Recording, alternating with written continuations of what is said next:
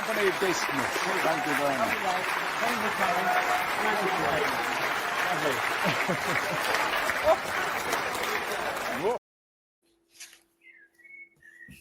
Well, welcome back to Sky Blue History Podcast with me, Claudio, but featuring the encyclopedic memory of Jim Brown. He remembers everything, and I'm trying to remember everything from our previous 35 episodes. Don't forget to like and subscribe, and more importantly, tell your Sky Blue mates, young and old, they might find something interesting buried in all this nostalgia. Big news today, 20,000 season tickets have been sold with, I think, 2 days left. This is recorded on a Tuesday, so we've got 2 more days before you can swap your seats, I believe, if you want to. No signings of yet, but it's early days. But tonight, we're going to talk about previous signings and part 2 of our record transfers, a mixture of genuine successes, club legends, big money signings, and yes, the odd one or two, which I don't think will be invited back for Legends Day. Evening, Jim. How are you keeping? Very well, thank you, Claudio. Yeah, enjoying the summer, enjoying the beautiful weather. It's just started, hasn't it? This week, it has. Yeah, definitely not football weather. No, it isn't, and I don't think we'll ever be involved in that Club World Championship that's going on either. I hope not. No. Well, there'll be plenty of tickets, that's for sure. There'll be no moaning for the away fans. That's definitely not. Definitely not. Now, when we had part 1, we ended, I believe, on Neil Martin and 90,000 as our record signing. So yeah, let's just get straight into it, shall we? Who was our next record signing? Well, we move on a couple of years to the summer of 1970. Actually, just after the start of the season, Noel Campbell went out and spent £100,000 on Britain's costliest fullback. Unbelievable. A gentleman by the name of Will Smith. Solid player, wasn't he?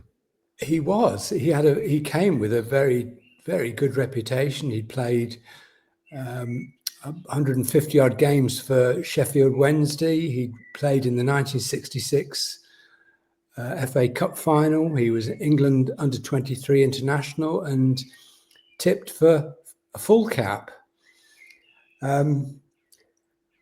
This was a major signing. This is the club, beating off Chelsea to sign Smith. Chelsea, who had, were the FA Cup winners, and Will chose Coventry City over Chelsea, which I thought at the time was, we're in the big time. We really are. Admittedly, we had just finished 6th in the first division, qualified for Europe. And I think everybody thought, well, Smith is he's going to be the right addition to the squad to get us a good run in Europe and push on for title honours, maybe. What do you think the attraction was, though? I mean, because when Chelsea was still like a glamour club, weren't they? The King's Road and all that, and well, I suspect Webb, Harris, and all the rest of them. Cook. Yeah, I suspect it was probably to do with the fact that he was a Yorkshire. Well, he wasn't Yorkshire born. He was Yorkshire bred. He actually came from Germany. He's actually Wilfried Schmidt. But he grew up in Yorkshire. He was obviously Yorkshire roots and probably married to a Yorkshire lass. And maybe the thought of moving to London and all those unfriendly Southerners and high property prices even then persuaded him to come to Coventry. I have to just mention to the people listening or watching that if you can hear birds whistling, Jim lives out in the countryside. He's not sitting in an aviary. I can hear the birds tweeting away in the background. Can you? Yes. Yeah. Get the shotgun out. Yeah, the back door's open. The birds are feeding well. Yeah, well, actually, talk about changing the name. My wife, her parents, her grandfather came over from Vienna, and they changed their name because although they were Austrian, it was Grunwald, so they changed it. It's a direct translation to Greenwood, so they did the same basically. Yeah. Because obviously it sounded German, so that people would think they were German. So I can understand why he changed his name. Yes. Yes. Well, yeah. Going back to his signing, it was a major coup, I'm sure. And he made his debut at the baseball ground against Derby County, who obviously were a much bigger club than they are now. They'd, if I remember rightly, they had finished 4th in the first division, ahead of the Sky Blues, and they had a very, very strong team. And Wilf made his debut, as I said, and City were 2 down in 13 minutes, and the Wilf got injured. The pitch was obviously the baseball ground pitch was notoriously muddy, but it was like a paddy field that night because it was thrown down with rain for a good couple of hours before the kickoff, and everybody in the ground was soaked to the skin. In the days when probably a good half of the attendants were in the open, and City managed. Well, Wilf got carried off. It was a bad injury, but City fought back and won 4-3. Amazing display. The second year on the trot that they'd won at the baseball ground, and a lot of it was down to Neil Martin's domination of Roy McFarland, he wasn't quite the England centre half, but he was on the way to becoming the England centre half. And Neil Martin always had the Indian sign over Roy, but it was a staggering performance. But poor old Wilf, it was later diagnosed that he'd done ankle ligaments, and that injury, I think, affected the rest of his career. I don't think he was ever quite the same player. And I do remember talking to him a couple of years ago at Legends Day, and he was due to have another operation on his ankle. It had really bugged him all his life. A real shame. When you think 50 odd years of pain with his ankle, and he never really fulfilled the potential. He never won that England cap, and whilst he was an excellent fullback for the Sky Blues, he never quite looked the pedigree that he promised.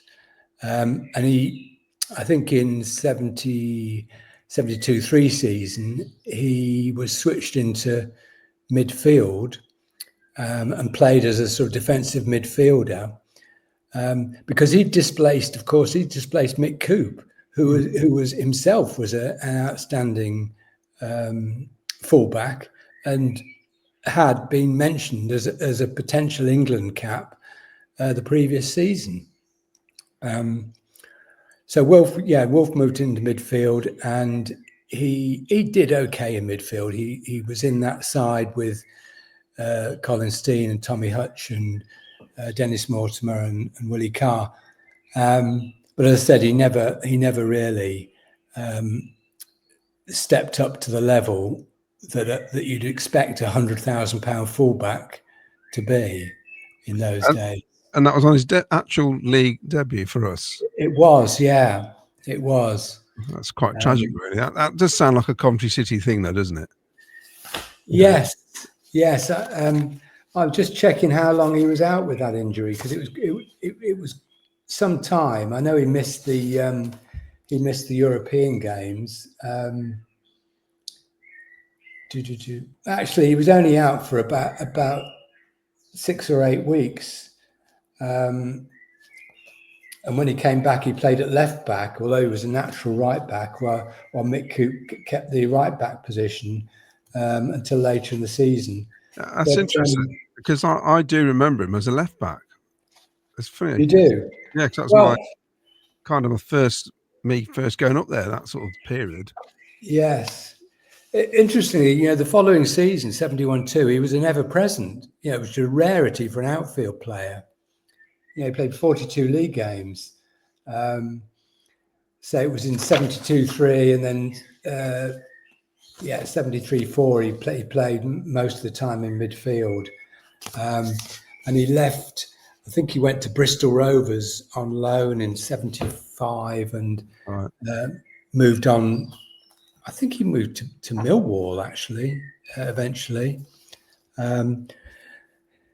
Yes. So moving on, we had to wait another couple of years for our next record signing, and that was the signing of Colin Stein from Glasgow Rangers, quickly followed 2 days later by the arrival of Tommy Hutcherson from Blackpool. The reported fee was 140,000, and as part of the deal, that was their valuation by all accounts. But as part of the deal, of the Hutcherson deal, Billy Rafferty went to Blackpool. Billy had been a fringe striker for some time, never quite made that centre forward spot his own because of the form of Neil Martin, but a very, very good striker who went on to have a very good career in the lower leagues. He's very highly thought of at Plymouth and Carlisle, and Blackpool as a good solid striker with a very good goal scoring record. But Colin Stein arrived, and Quinton Young went the other way. He went to Rangers, which was interesting because Quinton had played, had looked pretty good the previous season for a while, and then he'd slipped out of favour. And of course, the background to Stein and Hutcherson arriving was the arrival of Joe Mercer and Gordon Milne as managers to replace Noel Campbell. And they'd taken a few weeks to assess the squad. The team had had a poor start to the season, really. And they realised that if they wanted to strengthen the squad, they had to sell. And they sold Jeff Blockley, the centre-half and captain, to Arsenal for 200,000, which at the time was almost a British transfer record. And the Arsenal fans have never forgiven us since, have they? Because they had a torrid time there, didn't they? They haven't. No, he did struggle. Probably, he had big shoes to fill in Frank McClintock, in the Arsenal double side, and Arsenal's expectations were pretty high. They'd won the double in 71 and, were a top side. So City sold Blockley and used the proceeds to sign Stein and Hutch. And I think you have to say it was a shrewd transfer move. I mean, Colin Stein is my boyhood hero. So that's the first player I think I really thought of as a hero on the football pitch. Yeah. And it was a massive signing, Jim, because he came just a season after he scored in the Cup Winners' Cup final for Rangers. This is a guy with a massive reputation. Absolutely, yeah. It was I think it's a surprising move for Rangers fans and for Coventry fans. Yeah, he was a top player. He was a current Scottish international. as you say, he scored in the Cup Winners' Cup final. That was against Moscow Dynamo, in Barcelona. Yeah. And they'd won the Cup Winners' Cup, hadn't they? Yeah. I do remember the Derek Henderson in the Telegraph saying that he'd spoken to his counterpart on one of the Glasgow newspapers and saying, what sort of player are we getting in Colin Stein? And the response was, he'll run through a brick wall for you. And that did sum Colin up, didn't it? Yeah. And the strange thing is, I sort of came a kind of Rangers fan just because Colin played for them. I used to look for their results every time they played then. It's bizarre, really. But no, he was a star, absolute star. And of course, the next guy on the list as well, Tommy, which is, well, what can you say about Tommy Hutcherson that hasn't already been said? Yeah, absolutely. You know, he was the best player of the 70s and probably the best player from the late 60s onwards to the modern day. If you call it the modern day, he was the top player. Fantastic winger, great dribbler, great crosser of the ball, could score a few goals and set up a lot of goals, obviously. Yeah. It took a lot of kicks, didn't he? I've seen some old footage, no shin pads, getting kicked all over the place, getting back up again and having another go at the defender. Just a different era altogether, wasn't it? Oh, yeah, it was. And I do remember his first few games for the club in the autumn of 72. And virtually every right back who was up against him got booked. And getting booked in those days was a lot harder than these days. Yeah. These days, one tackle and you can be in the book. This is, I remember Mick Mills, I think it was about the 7th or 8th time that he'd hacked Tommy down before he got shown the yellow card. But his debut was against Manchester City. And if I remember rightly, Tony Book got booked that day. It was the Man City right back. The following week, they were up at Leeds and he gave Paul Reaney, who was a top international fullback, gave him the run around and Reaney got booked. I remember Pat Rice getting a roasting from him at Highbury. And of course, that day we had that fantastic goal, which is still my all-time favourite Coventry City goal, where Tommy ran from the halfway line, beat half the Arsenal team, or so it seemed looking back. Took it wide and slotted past, was it Bob Wilson or was it Jeff Rankin? I can't remember. I think it might have been Rankin. But anyway, it was a fantastic goal. And from that day on, he was a legend. Actually, he was a legend from day one. He inspired the win and 3-2 win on his debut against Manchester City. That goal's on YouTube, the goal you're on about. Yes. Yeah. It has emerged, hasn't it, after many years? Yeah. He also did that thing which used to frustrate us as well, where you probably know what I'm going to say, where he'll beat the defender, he'll put him on his backside, and then this is stuff for legends, which people, it's not made up, it's true, it happened. He'd wait for him to get back up again and try and beat him again. He'd do it 2 or 3 times, wouldn't he, before he put the ball into the box. It was, an entertainer, basically, which is what we loved about him. Yeah. And actually, that was some of his critics. That was their point. Why does he have to beat the man 3 or 4 times? Why don't you just beat him once, cross the ball, and create a chance? But he was marvelous. And those in the subsequent years when what I call the dark times of the mid 70s. When the club had the financial difficulties and players like Willie Carr and Colin Stein and then Dennis Mortimer were sold to keep the club afloat, it was Hutch who was the mainstay. He was the man that the fans came to see on a Saturday afternoon. you know, the team weren't that good. It wasn't until 77 really, when, you know, Wallace and Ferguson emerged, and Terry Yorath arrived, that the club sort of got back into a side capable of challenging for the top six. Yeah, I'm sure if it had played for a bigger club as well, it'd have played more times for Scotland, or started for Scotland, because I don't know, would have been Willie Johnson in front of him on the wing, on the left? Yes. You know, Yes. it's I mean, it has to be said, he was a good player as well. So Yeah.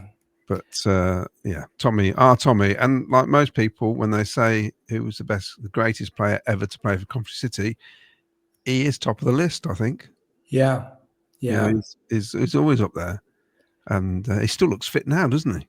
He does, and he wrote his biography with the help of a City fan called Kevin Shannon a couple of years ago, and it is one of the best football biographies I've ever read. It really is an excellent book telling, you know, Thomas' story, and it's a great story. He went on to play well into his 40s, and he's a legend wherever he went. Yeah, that's right. It's interesting. Quickly, briefly on Colin Stein, when I read his book, I was amazed how, when he was at Rangers, how the training facilities were absolutely awful compared to at Brighton, and he couldn't believe how wonderful it was at Coventry compared to Rangers, who were, like, at the time, probably the top Scottish club, you know, in the early 70s. But so it shows you how, I mean, that must have been attraction as well for players, because I mean, Brighton was sort of state of the art back then. Well, yeah, Brighton was, but not only that, but Highfield Road was. You know, Highfield Road was being used for internationals, you know, maybe under 23 internationals, Football League games. It had, you know, 3 new stands in 5 years, and it was an impressive stadium. So when new players came, yeah, they were very impressed. Right, next up.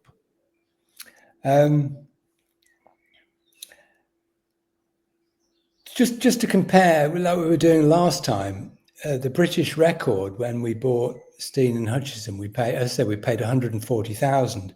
The British record at that time was 225,000, which was a chap called David Nish. Do you remember him? Yeah. So who went from Leicester to Derby, a fullback. So we were still, you know, still punching up there with the top teams. I remember that same year, Man United paid 200,000 for Ted McDougall. Do you remember him? Oh yes, yeah. Yeah, which was a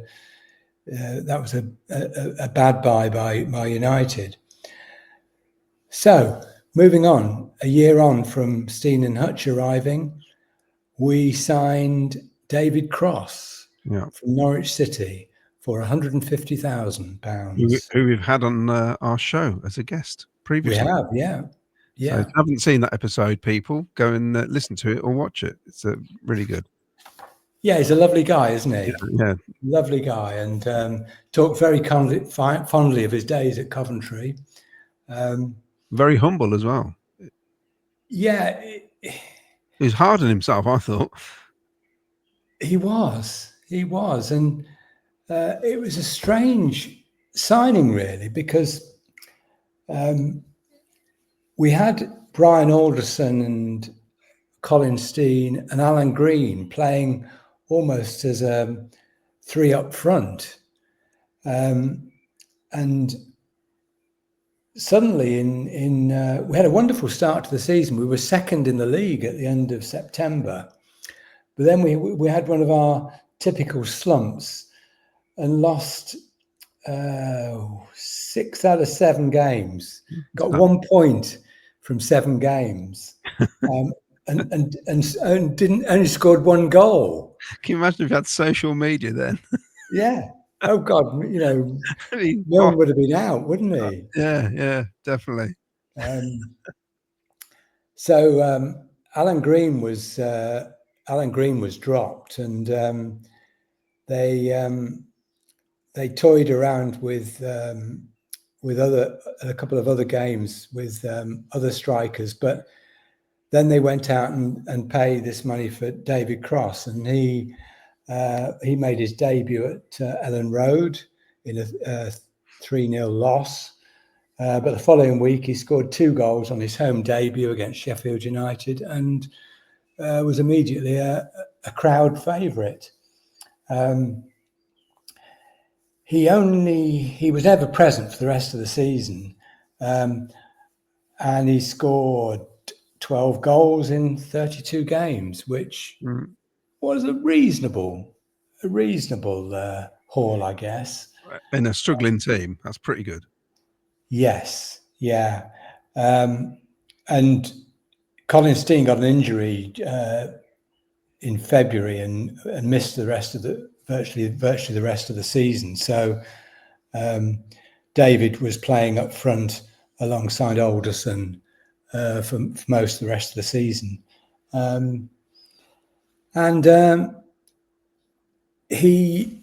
He had a reasonable season the following year, didn't he? We discussed it when we had him on the show. The hat trick. The hat trick, yeah, the hat trick on the start of the season, the hat trick at the end of the season, and not many in between, was there? That's right. Soon afterwards, he went off to West Brom and ultimately ended up playing for West Ham and various other clubs, winning a FA Cup winners' medal and with the Hammers.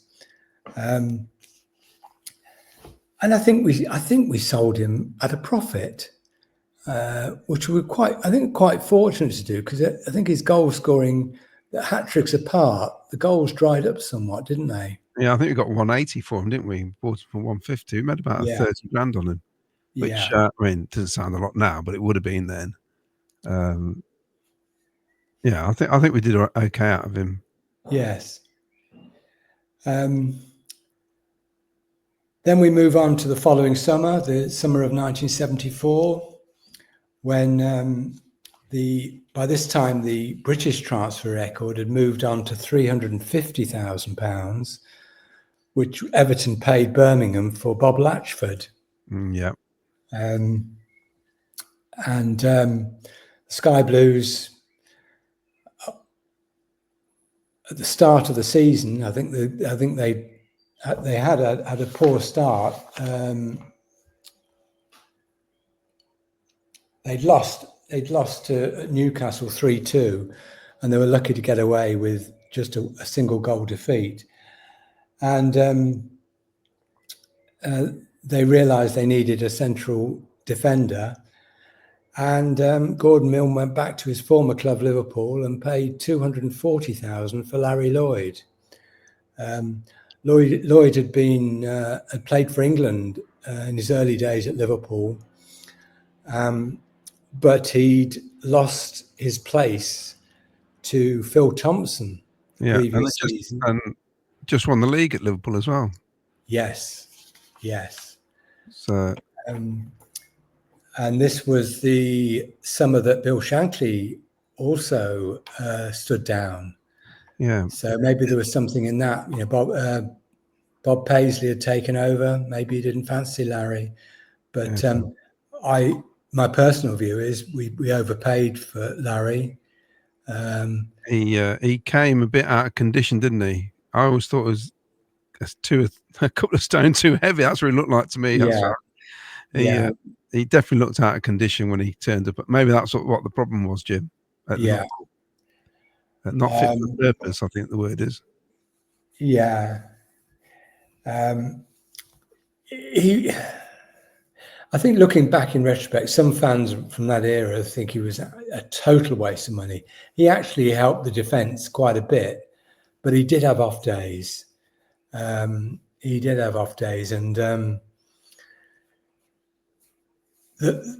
his signing caused a problem for the club in that they had lined up to sell Jimmy Holmes and Mick Maguire to Tottenham, and just as I think the Lloyd deal went through, and the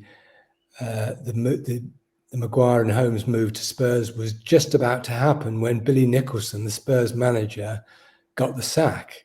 They'd had a dreadful start to the season, and he'd been in charge for 15, 18 years, something like that at Tottenham. He got the sack, and the deal with Maguire and Holmes fell through, and it left City with a real headache, a financial headache.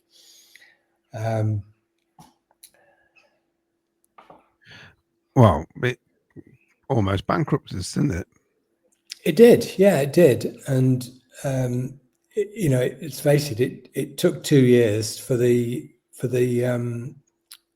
repercussions to go right through the club, and it also meant that they had to look for who they could sell. And we also had the situation where the country was in a financial mess, and transfer fees were falling. Clubs were losing money. Gates were going down because of the economy, the state of the economy, and the club had to sell players like Willie Carr, Colin, Stein for cut down prices. If you remember, the Willie Carr at one stage was going to Wolves for 240,000, and Wolves did a medical on him and found out. Well, they said there was a knee problem.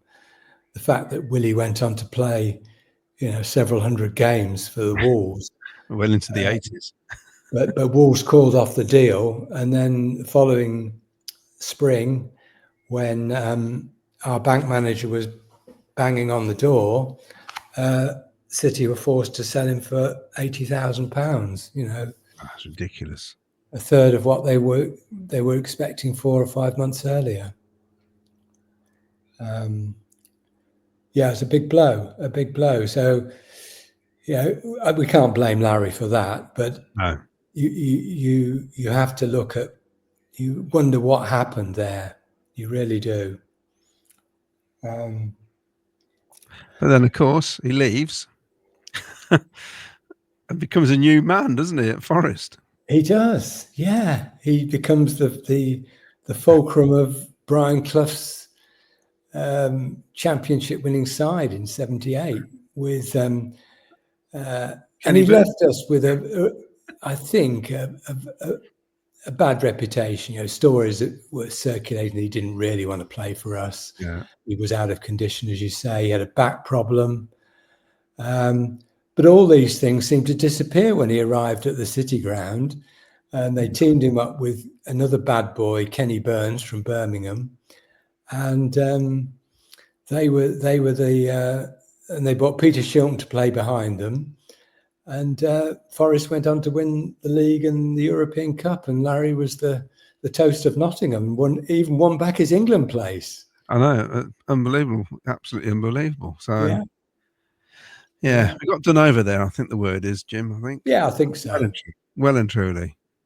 Yeah, and it was an interesting thing back in those days. Players who left Liverpool rarely did well elsewhere. The same applies to Man United, actually. And I always remember talking to Rod about these. He used to say, "Oh, I could play for Liverpool with 10 stars around me." Basically saying that you didn't have to be that great to play in that 1970s Liverpool side with, Keegan and Callahan and then later the Toshak and whoever else. Yeah. I think we were done over. Yeah, I think at that lot, it's only really Keegan who's moved on. I mean, became European Player of the Year twice, didn't he? He was the only one. He was world class as far as I was concerned, Kevin Keegan, in that era, that period. Yeah, and he probably was a main driver for his own transfer, wasn't he? Yeah, definitely, definitely. So from 1974 to 1979, we didn't break that record. We had no money. That's why. We didn't have the money, and actually the signings became much shrewder. Yeah. You know, we paid, I think we paid 120,000 for Terry Yorath, and we got Ian Wallace for what looked like a big fee of 75,000 for somebody who'd never played in the Scottish top league. But he was a bargain. Yeah, Bobby McDonald was another bargain. Yeah, great signings. We were a lot smarter in the transfer market, I think, in those years. And then it all went to pot in 1979. Absolute pot. We signed 2 players in a matter of several weeks who, I questioned at the time, why are we buying central defenders? And both Gary Collier from Bristol City and David Jones from Everton. Was David Jones some sort of record at the time as well? I don't think so. For a certain he was a record. Well, he was a record for us because he arrived before Collier. Yeah, wow. So he was the record holder for about 3 weeks until Gary Collier arrived. But we had the defence the previous season hadn't been bad. We had Gary Gillespie coming through. He played I don't know, 15 or 16 games the previous season. Jim Holton was the regular centre half. And he was still going strong. Who else did we have? I guess we had Jim Hagan. He was sort of the backup. Paul Dyson was coming through. So why did we spend 575,000 on 2 centre halves who, between them, played very few games? They both made their debut at Stoke on the. Jones cost 250,000. Collier was 325. He had a dreadful game at Stoke. Were you there? Yeah, well, he was awful, and he didn't play again. He only played 2 games all season because I think Gillespie came in straight away the next game. He did, yeah. He made his debut at Stoke. We lost 3-2. And he got dropped immediately. He got dropped, and I saw him 3 weeks later. I saw him at Anfield, where we played 3 centre halves. We had Collier, Holton, and Gillespie playing as 3 centre halves, and we got done 4-0, and that was the end of Gary Collier. Yeah, interestingly, he was. I'll read this out for people watching. Gary was one of the first players in Football League to take advantage of the newly relaxed regulations on freedom of contract. In fact, I think he was the first player to go to a tribunal where we offer nothing basically, and Bristol City say we want $1 million, and the tribunal will give you. They turned around and went 350,000, and of course, Joe Raw was so incensed by this that he put the rest of the squad, 8 players, on 11-year contracts, which basically almost bankrupt Bristol City because they couldn't afford to keep them. That's right. And I think they ditched their contracts in the end. They're like the 8 players decided to rip the contracts up to save the club, which was incredible. Because they got relegated that season, didn't they? Yeah, so it's right. And then I think they got pretty soon afterwards. They got relegated again, and they were left with all these players on massive wages and massive contracts. And then I found this other article, which I don't think I'll show it to the screen. You probably can't see it. It does say Coventry City waited 5 years for Gary Collier. When Gary Collier rejected Bristol City's terms in May and signed for Coventry City, he became the first player to change clubs under the new freedom of contract rules. I rang Coventry City and told them I was a free agent and asked if they were still interested. And apparently Gordon Milne had been after him for 5 seasons. It's a shame because up until then, I don't think he'd missed a game for 4 years. He had an incredible record at Bristol. Yeah. He hardly missed. He was part of the team that got in Bristol into the first division for the first time in 80 years or whatever. And as I think, I'm sure you're right, he was virtually ever present. He played alongside Jeff Merrick. Do you remember Jeff Merrick? Yeah. Disaster. 2 games. And David Jones is another one. He was a England under-23 international at centre half. Played alongside Roger Kenyon at Everton. We paid 250,000 for him. He played him at right back. Yeah. Wow. Yeah. It just beggars belief. He started the first 3 games. The third game at Forest, we lost 4-1. Jones was substituted. He was that bad. But he wasn't a fullback. He came back into the side November time and conceded an own goal in a home defeat to Stoke and got substituted again. Very rare in those days for mistakes to cause substitutions. He's a lovely guy, Dave Jones, and I've played golf with him a couple of times at the FPA Golf Day, and he says to me, "I don't know why Gordon Milne signed me." And I used to say this to Milne: "Why did you sign me? And play me at right back and not give me a chance?"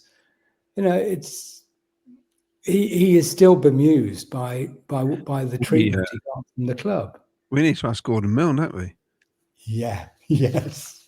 Let's get him on, Jim. We should try, shouldn't we? Yeah, explain yourself. No, well, in fairness, Gordon Milne did a very good job for us, I think. Of course he did. Did a very good job for us. So, David Jones, that season he played 6 or 8 games at fullback. The following year, he got a chance playing in central defence, and his first game in central defence, we won at Old Trafford in the League Cup, and he had a blinder. And you think, why haven't we played him in central defence before?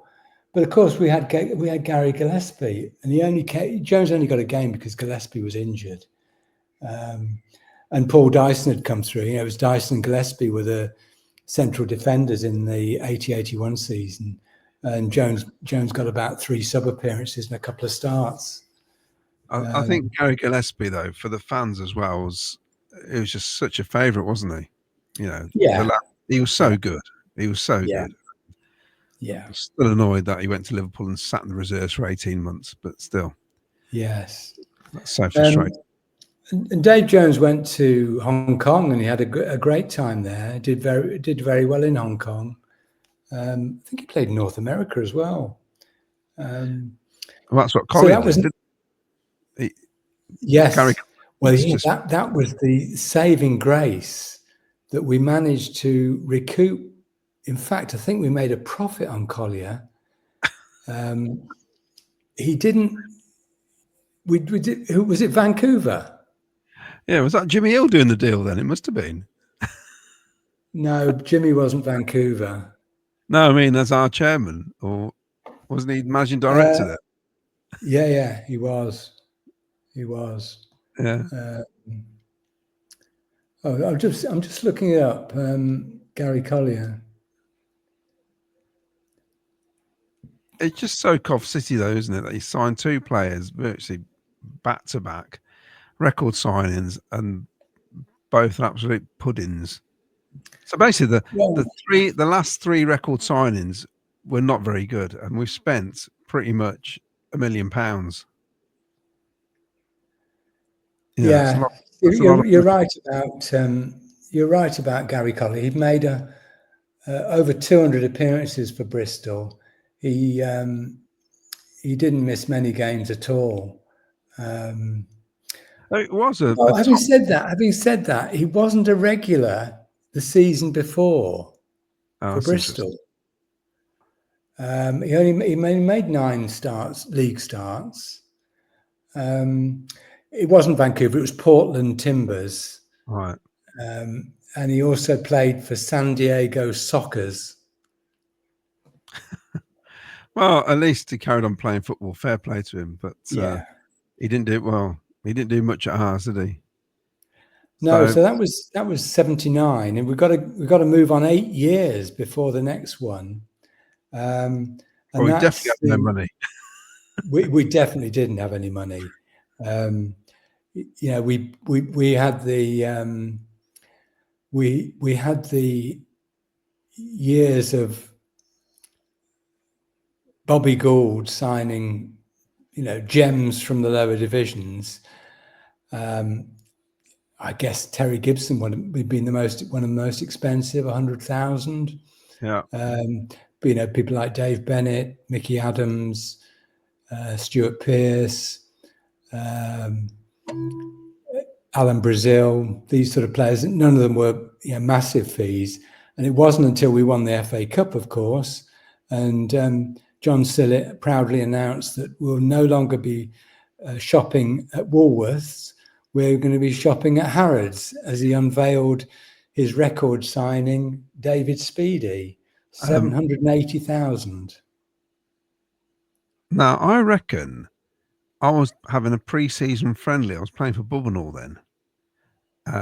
Or was it Bubbenall? Because I was down at the Eagle Rec. You know, the Eagle Rec in Leamington? Yeah. And I was in the car park with about 4 Sunday papers, like you used to do back in the day. And it was all splashed out on the back. We're going to sign Speedy. Speedy's coming. I couldn't believe it.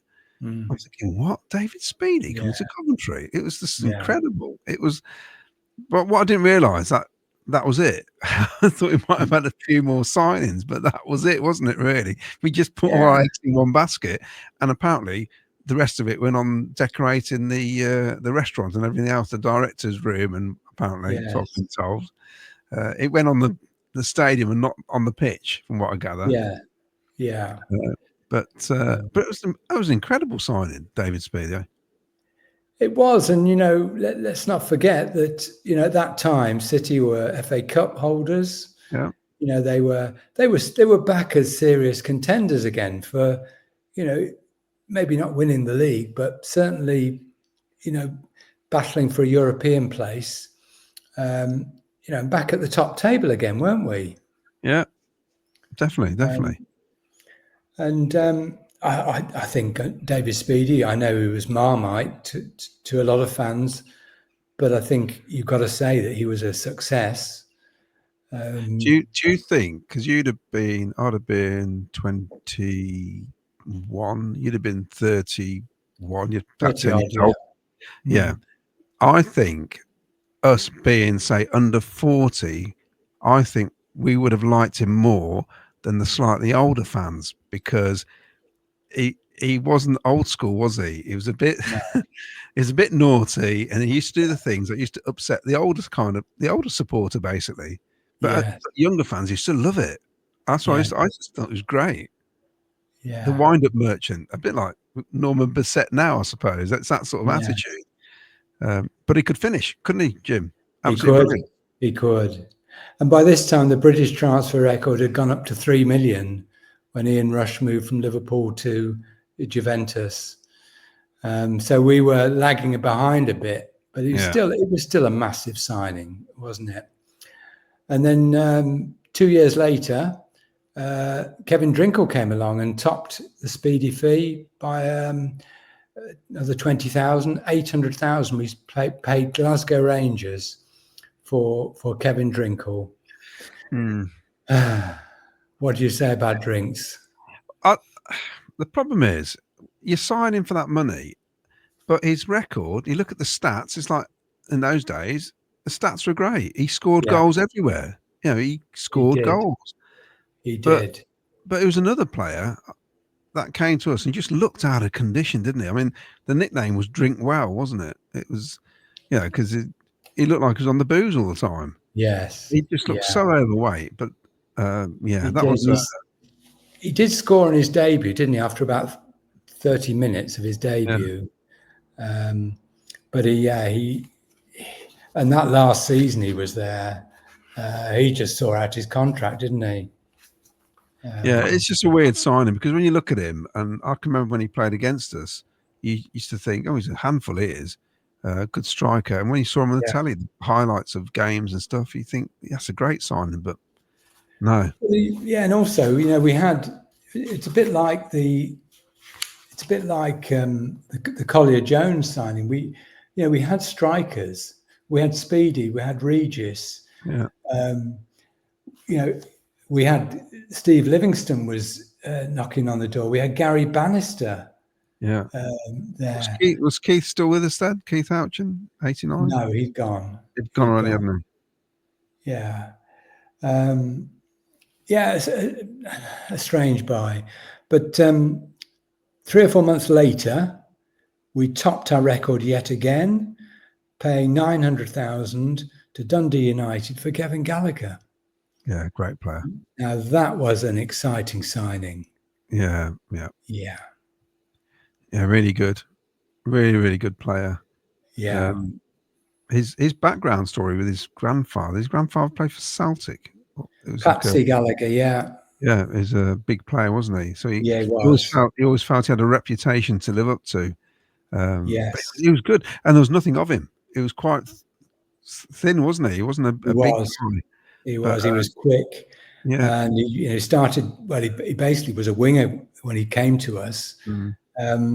But he moved to the central striker position, didn't he? Yeah. And scored a hatful of goals, especially after Speedy left. Then you've got to go on 4 years, almost 4 years, to September 94, when Dion Dublin arrived from Manchester United, just shy of 2 million. When the British record by that time had reached 5.5 million when Gaza moved from Tottenham to Lazio. Yeah, Dion was a strange one at the time because I don't really think many Cov fans thought much of it as a buy because obviously he went to United. We'd seen him against us playing for Cambridge. He just looked like a big centre forward, and that was it because obviously United got injured fairly early, didn't he, his career? And we were surprised. I was surprised we played that much for somebody who'd hardly kicked a ball for Man United. It was a big gamble, wasn't it? It was a big they it was a massive gamble. And as you say, we'd seen him at Cambridge, and the memory of that team, they were just ugly, weren't they, under John Beck? And I agree with you. But he was an instant hit, and he went on to probably become the most consistent striker, goals wise, that we had in the 80s and 90s. And should have gone to the World Cup. He should have done, in 98, definitely. Yeah, they took, definitely. Hoddle took two strikers. I don't think they scored as many goals as Dion did together. Yeah, and you listen to ex-teammates of Dion now, who just rave about his role, not only on the pitch but off the pitch. He was a great captain and big influence in the dressing room, and a big part of that exciting team of the exciting team of the 97-8 team. He was the kingpin, wasn't he? He could play at centre defence or up front, and scored hatful of goals. I was looking on some old footage that Mr. View Sky puts up, and of course he contributes to the archives, doesn't he, as well? Yeah. And I was looking at Dion at corners. He did different jobs. Sometimes he went near post, flick on. Sometimes it was at the back post. Always available. Yeah. It felt like he always got his head on the ball for a start. He's very good, and his feet were a lot better than people give credit for. It was a really good centre forward. Really good. He was. It's a shame he went to the Villa. Yeah, exactly. But we made a lot of money on him, didn't we? So we can't complain. And then the next one up, just over a year later, Noel Whelan arrived from Leeds United for 2 million. So it just topped the Dublin fee by 50,000. And another interesting buy, because Noel wasn't a regular at Leeds. They plucked him out virtually out of Leeds reserve team. I know he had an outstanding youth career and he was being tipped for greater things, but it was an inspired buy, and that was obviously motivated by Strachan. He knew Noel really, really well, and saw where he would fit in with Dion. A great signing. He great finisher, scored some lovely goals for us. He did. Great quality, and we know why he probably didn't go as far as he probably should have done, which is a shame. But I think nowadays younger players get looked after a lot better. Although it has to be said, Gordon Strachan did try extremely hard to keep him in check. But lads will be lads. It was the 90s, wasn't it? It has to be said. Yeah. It was that culture. It was not only on the terraces; it was on the pitch as well, wasn't it? A very boozy culture, wasn't it, in the 90s? I think. Yeah, and I think he freely admits, Coventry got the best of his career, got the best years of his career, and I'm just sad that it didn't carry on. He was obviously surplus to requirements at a certain stage. When Robbie Keane arrived, I guess. Yeah. It's a great shame. Great shame. He turned his life around. I think he's ambassador now for Leeds United, isn't he? He does all work for them. And he is. Yeah. I recently went to a players' function where he was obviously the guest. It was his night, and you can see he's very still emotional about the fact that he probably didn't do as well as he should have done. But for us, he was just brilliant. Some of the goals, amazing. Him, Huckabee, and Dublin. Wow, it's just brilliant to see, wasn't it, at that stage? So we went back to Leeds 7 months later and signed Gary McAllister. Yes. What a brilliant signing that was. Well, that's one we couldn't believe. Yeah. And sorry, Jim, do you remember that last game of the season where we had to at least draw or not do any worse than Southampton and Man City? We're playing Leeds. And Gary McAllister had 2 free kicks at 0-0. And I'm thinking, but he's signing for us. Surely he's not going to score and put us down. And it just felt like, I don't know, he just didn't, I don't know whether or not he didn't put his heart into it. But I'm just thinking, surely he can't score. But we didn't know he was signing for us at that stage. Well, there's a bit of, he was signing for us. There was a huge rumour he was coming. Was there? I don't remember that. Yes. I don't remember that at all. Yeah, it was. But that this is Big Ron and Wee Gordon in their pomp, isn't it? Persuading stars like McAllister. He when they signed him, you thought, we are back in the big time. Yeah. And 9 months later, we had to win our final game at Tottenham to stay up. It's bonkers, isn't it? All that talent in that team. And Gary unfortunately, to me, Gary didn't really show his full potential that first season, and then the following season, he wasn't really involved because he got injured in about December time, if I remember rightly. And the side that had the great cup run and won 7 on the bounce in the new year, Gary wasn't part of that. And I know he came back the following year and he had a great season. That third season was easily his best season.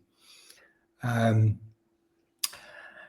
just sad that he saw out his contract and went to Liverpool. But he was obviously hot property that third season, wasn't he? Yeah, because when he left us, I think a lot of us fans were thinking, well, that's his career finished. And he goes to Liverpool. He's an absolute star for him, wasn't he? Yeah, he wins everything, doesn't he? Yeah. So a bit annoying, but there you go. So we move on 18 months, and this is in the middle of the 97-98 season. Just before Christmas, we sign the Romanian international Viro Moldivan. Yeah. From Grasshoppers of Zurich. I was excited, Jim, when we signed him. Well, I was, but again, a bit like Gary Collier and Kevin Drinkle. Why do we need Moldivan? We've got Whelan, Huckabee, and Dublin. Why do we need Moldivan? It felt like we were signing players to move on at a profit quickly. Yeah, starting the trading model. Yeah, that's what it felt like, because it was a strange signing, and annoyingly, he hardly scored, although he did get the one important goal. But he scored everywhere else. He couldn't stop scoring for Romania, could he? No, to be fair, he didn't get many chances at Coventry, did he? How many starts did he make? That's true, but he was a box player, wasn't he? He was. You have to get the ball in the box. It's a bit like Gary Lineker. If it's in the box, he'll score. But and he showed that at international level, didn't he? Yeah, definitely. And as you say, he scored before he came to us, and he scored after he left us. And so we paid $3,250,000 was the reported figure. When the British record was Alan Shearer's 15 million move from Southampton to Blackburn. Small fee, that isn't it now? Or was it Blackburn to Newcastle? Yeah. Blackburn to Newcastle, yeah.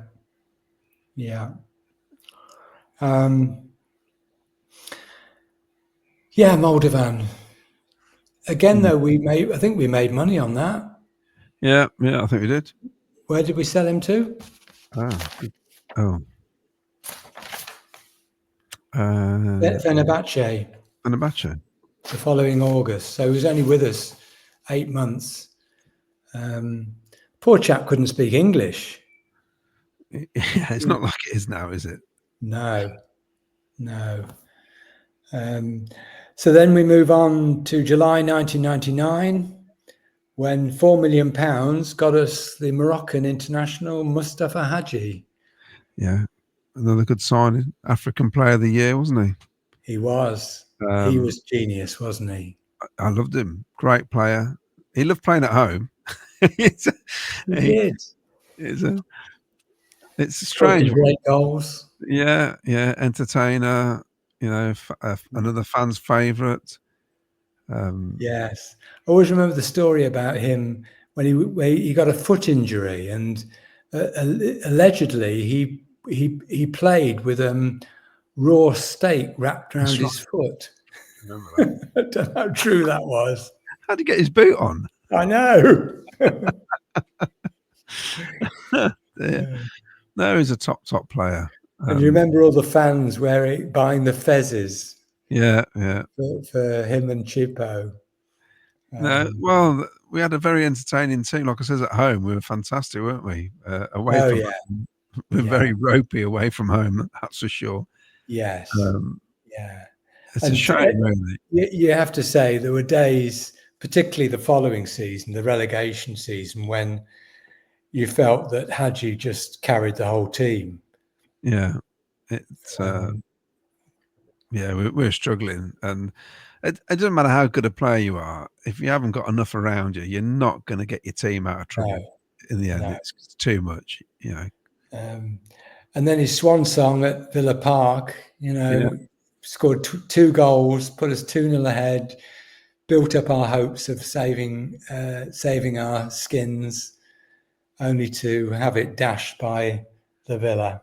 Yeah. And then he joined the Villa, didn't he?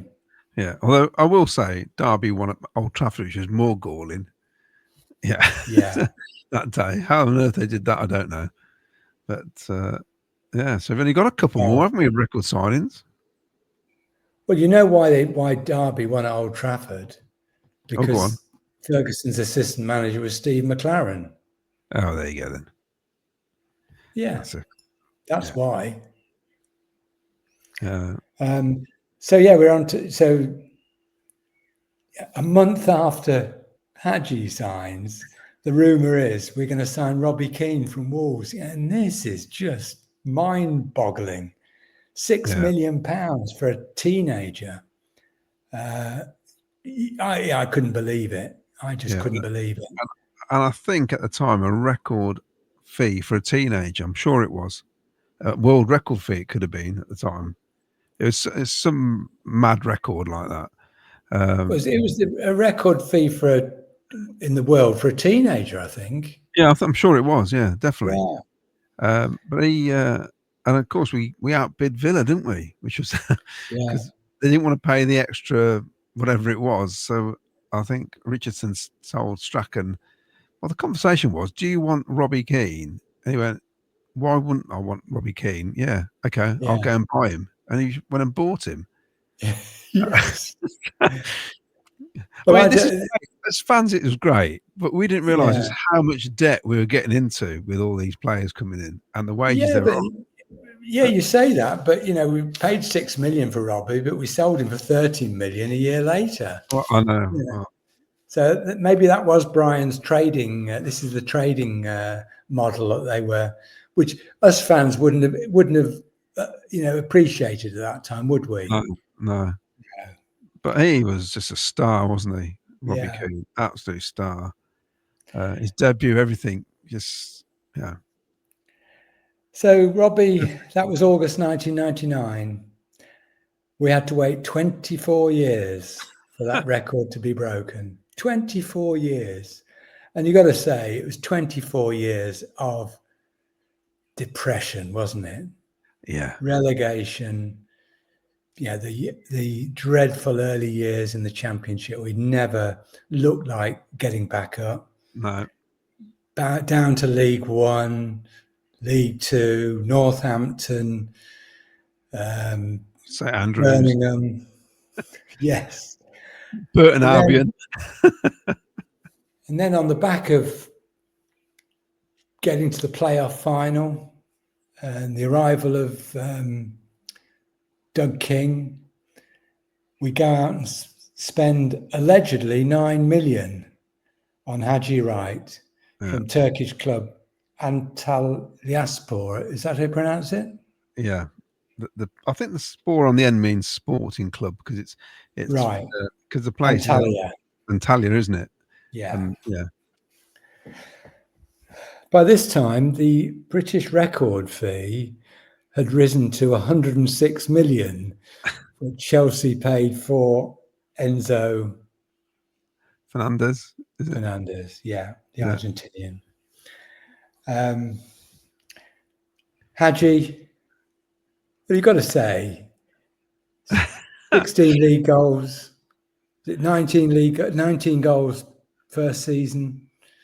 Only 12 last year, but he made 21 starts or something, didn't he? Yeah, he scored last night for USA. I saw it. Yeah, I saw it.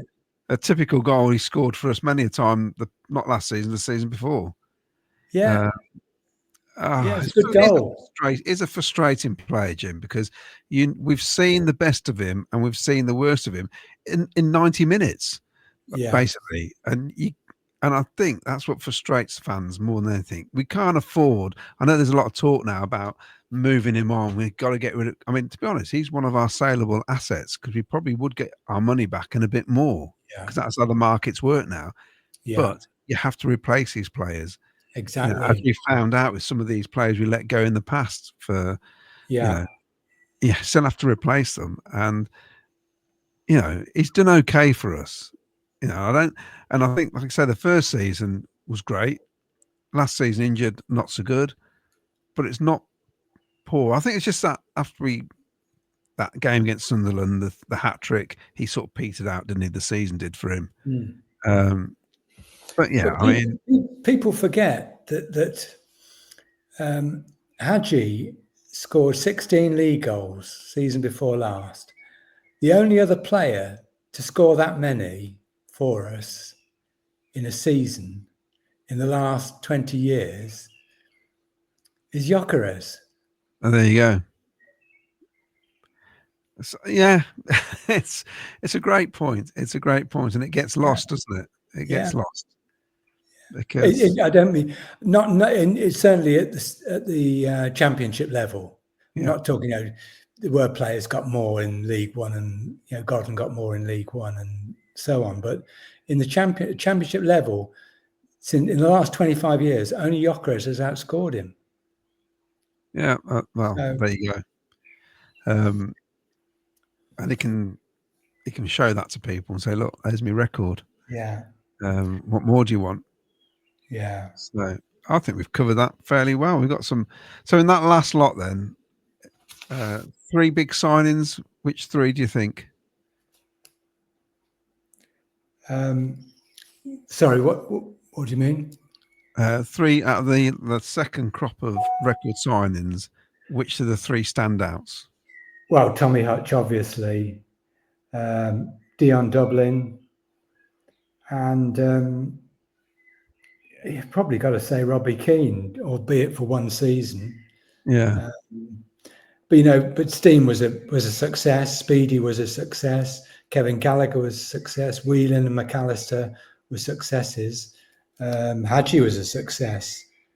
I'd say the only duffers, Larry Lloyd, Jones and Collier, Drinkle, and Moldivan. I think all the rest, probably Will Smith. I'm on the fence. But he was unlucky. He was unlucky, wasn't he? He got injured in his first game. So So actually, it's not a bad list, really. It's not a bad record, and when you consider that we got our money back for Moldivan and more, we got our money back for Collier, then it only leaves Lloyd, Jones, and Drinkle as being expensive flops. Yeah, and in fairness, those players came with big reputations. They weren't expected to be flops. No, it's just it happens, doesn't it? And that's 4 flops in how many years? 50 years. Whereas Manchester United have got 8 of them in one season last season. So it's we haven't done too badly in terms of signings, and really we haven't really played that much either over the years. No, we've done it quite cheaply compared to other clubs. Can I just mention before we end things, the Sky Blue Archive website is going from strength to strength. We've now got every City lineup or every match detail going back to 1919 now. Wow, that's fantastic. It is, and Ian Tennyson's done a fantastic job at getting all that data up, so you can look at games going right back to when we joined the Football League in after the First World War. You can see the lineups, the scorers, the attendances, what the program looks like, and we're adding where there's footage. You can get links to the video, the TV highlights of the games. Phenomenal resource, and all credit to the people who have helped us get that going. We're going to go back even further soon. We're working on getting the pre-World War I stuff up, and we've also got, I think, something like 80% of player profiles up as well. That's exceptional. Yeah, it's worth having a look. It's www.skybluearchive.co.uk. Yeah, definitely worth having a look. That is. You'd be surprised when you look at the lineups as well. You'd be going, I didn't realise he played, or I didn't realise we were in that division. More to the point, but it's fantastic work, and you guys who spend a lot of time doing it, and it's tremendous. It's just it's about time the club got involved, as far as I'm concerned. Well, they've been very supportive of it, I have to say. They love it. And giving us whatever support they can. But it'd be great if one day we'd have a museum somewhere and we can all trot around and have a look, or anywhere to display some of the stuff. Because I know there's, well, is it thousands of items now? Got to be. Yeah, there has. Yeah. Be fantastic. Jim, yet again, a fantastic episode. We'll be back hopefully next week with another subject. We just have to give Mark Rainbow another credit for his suggestion for this record signings, and maybe we can look at maybe in the coming weeks we can look at our record sales. Yeah, that's a good idea as well, actually. Yes, some of them appear on both lists, but it would be an interesting one, wouldn't it? Yeah, it would be actually. The players we sold for what we thought we should have sold for more, basically. To pay off another club debt. All right, Jim, great seeing you again. If you want to contact Jim, it's at Jim at cloudreporting@gmail.com, and just put your suggestions in and we'll look at anything. We'll be more than happy to do so. So good night from me, and Jim. Good night from me. I'll catch you next week.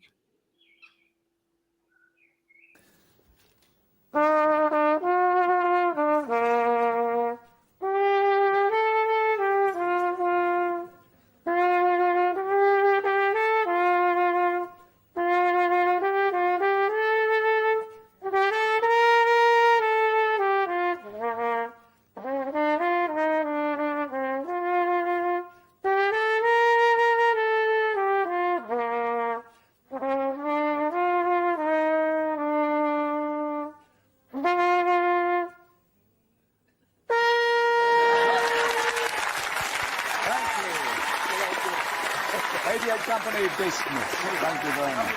Thank you, Colin. Thank you.